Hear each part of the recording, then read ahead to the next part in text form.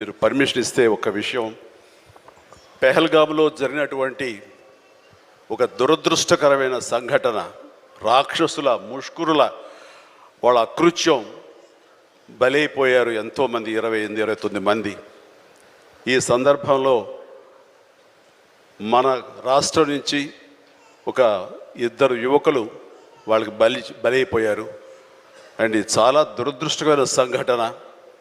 అలాంటి బాడీని ఆయన రిసీవ్ చేసుకుని వారి కుటుంబాన్ని పరామర్శిస్తున్నారు. మరో పక్కన ఇక్కడ తెనాలి అనుకుంటా, ఐ హోప్ పవన్ కళ్యాణ్ కావలి వెళ్ళి పవన్ కళ్యాణ్ వెళ్ళి వాళ్ళని పరామర్శిస్తూ వాళ్ళకి మానసిక స్థైర్యాన్ని, ధైర్యాన్ని ఇవ్వడం కోసం తమ వంతు కృషి చేస్తున్నారు.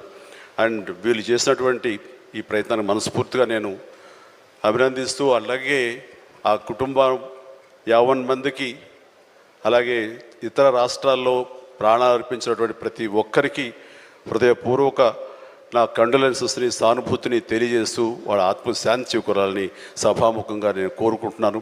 ఇది సందర్భం కాదు తెలియదు, కానీ మనసు కలిచివేస్తుంది.